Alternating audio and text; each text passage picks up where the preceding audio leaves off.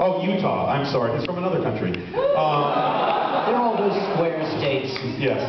Now, we look at these guys. We're going to have them face the audience here. They look nice and fluffy. They look really cute. Everybody wants to hug these guys, right? Take pictures. They're adorable. Everybody loves them.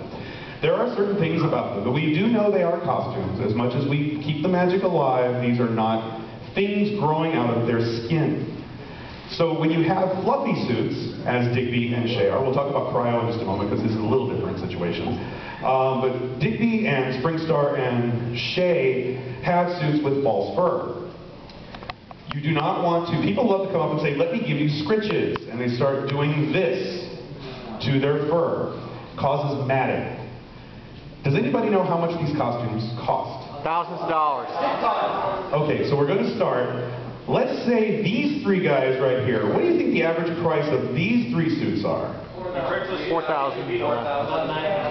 Okay, so we're going to give an average range between Springstar and Shay with Digby in the middle, somewhere between $1,500 to $3,000. Would you three say that is accurate?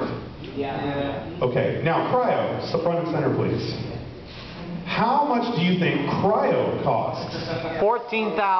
Okay, hold on. I'm hearing 4,000. I'm hearing 6,000. I heard a $14,000 number. Would you believe it is very, very close? This is currently one of the most expensive fursuits in the fandom. It is over $14,000. Yeah. Now, imagine what would happen if Cryo is standing there trying to pose, taking photographs, and someone did something that damaged this costume. That's right. You do not want to do things that damage the costume. So don't scritch the costumes. If they're furry, if they're fuzzy, you can pet them, and that's okay. You can kind of brush the fur down in the direction the fur is laying. That's fine. They like that. With people like Cryo, you can give him a hug if he approves. Half the time he doesn't. But you can give them hugs, you can pet them, but please don't scritch. What happens is if you mat the fur, when they brush it out, the fur comes out and it will never be replaced. So they end up with a bald spot at some point. And you don't want to do that because that involves replacing the entire bodysuit, the entire glove, or the head. And they are very expensive. Also, well, we just went over the fact that Cryo is over $14,000. That's your sake bill from last night, Sam. All right, so now what we're going to talk about is their visibility. So what we're going to do, we're going to have Shay stand up. We're going to have the other guys stand off to the side really quickly. And I need Sam's help. So you guys, if you'll stand over here real quick. Oh, it's also perfectly good form if a fursuiter is walking toward a hazard to say, don't trip on it. Don't trip, yes. Shay, if you'll stand right over here in the center. Sam and I are going to stand on equal sides, and we're going to show you what his vision limitation is. We're going to hold, yes, Shay, we're going to hold up an index finger. We're going to put them into his field of sight. He is going to raise up his left and right paw when he can actually see our fingers in front of him.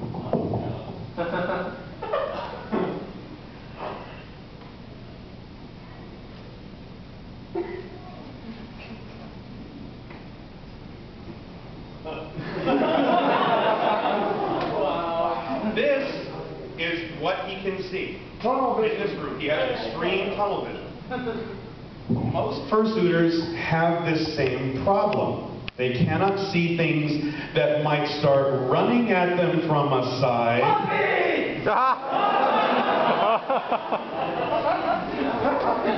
They also, if Shay happens to be turning to his left and someone comes up from behind him and thinks it's cute to jump on him, he won't see it coming. Also, they have tails. Their feet paws are a little bigger than yours would be. They can trip over things. They generally have a little bit of a limitation in terms of movement. Even though they look like they're really good at it, these suits do limit their movement quite a bit. It's so cute, though. So you want to make sure that when you approach a fursuiter, if you want to take their photograph, Sam, let's show them the right way. Yes. Does anybody have a digital camera that's currently not?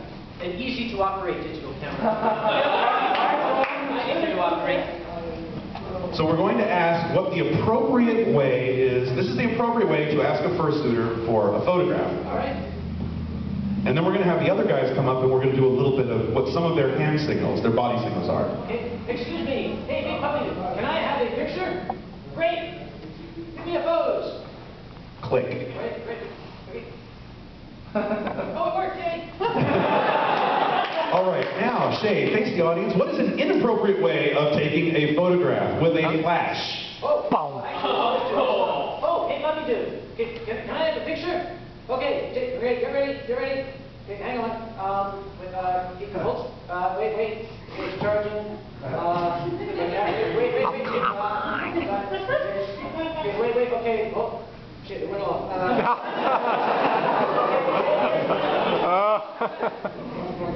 All right, that's what you do not want to do. Have your camera ready when you want to take a photograph. Okay, it's almost ready. It's still coming. All right. Let's see. This is the reason why Sam just got a smartphone. You push the button to on. All right. Okay, ready? Oh, hey, I'm going to take you guys' picture. Okay, ready? Hang on. There you go. All right. Somebody's got some great com photos. Cryo has sunglasses on. However, Shay does not, as do most of the other characters. If you run up to them with a flash, they are actually going to be blinded. They have limited vision already. Now he has limited vision and big colorful spots in front of his eyes. And he's going to be kind of stammering around for a little while. So, Shay, you can go ahead and sit down real quick so you'll be safe. No, that way. All right, now Cryo, Springstar, and Digby, if you will come over here. What we're going to do is, there are some signals fursuiters will use. Guys, if you think that someone wants to take your picture, how do you signal to them, hey, do you want to take my picture? Well, they could pose. But is there a signal that you use, like, hey, do you have a camera? They'll start doing things like that. Little clicky thing. Do you want to take my picture?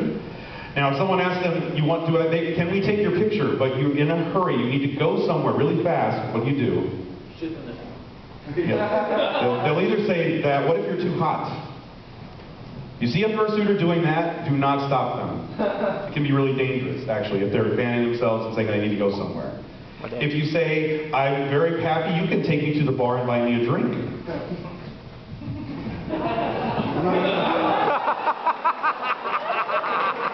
That's my favorite. There are a few others. Typically, they will, if they start saying they've got to run, they've got to get going, they'll either like point in a direction. If they start pointing to you and pointing in a direction, they're probably saying they need to go somewhere. Now, what is the signal for get out of my face? I don't want to be anywhere near you. If you see that one, go take a shower. You did mention about hugging them with chocolate. Did not mention them about hugging them with the chocolate. So there are certain things you should not do. One of them is hugging a fursuiter when you have sticky hands. Also, running up to them when you have cherry Coke, Kool-Aid, Hawaiian Punch, wine.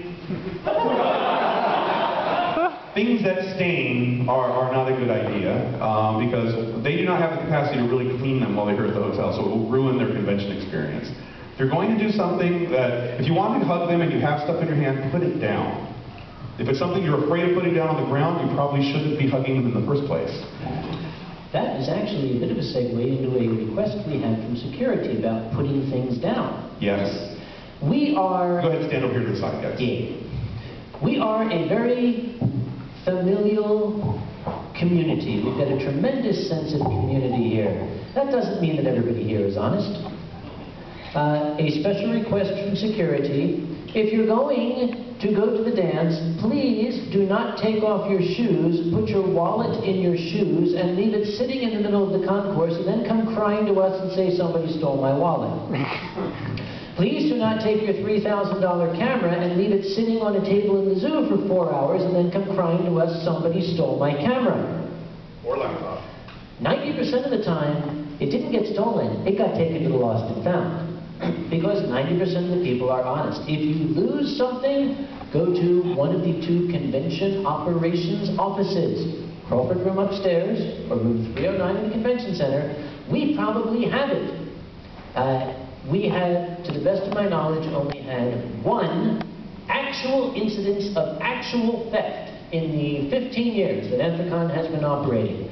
Everything else we were able to track back to That thing had been sitting in the zoo for 2 days, so we brought it in here. And then at the end of the con, somebody stole my camera! This one? Please hold on to important travel documents. Every year, I could finance Al-Qaeda with the passports and the driver's licenses and all the stuff that winds up in my house in town. Does somebody have a sketchbook with them?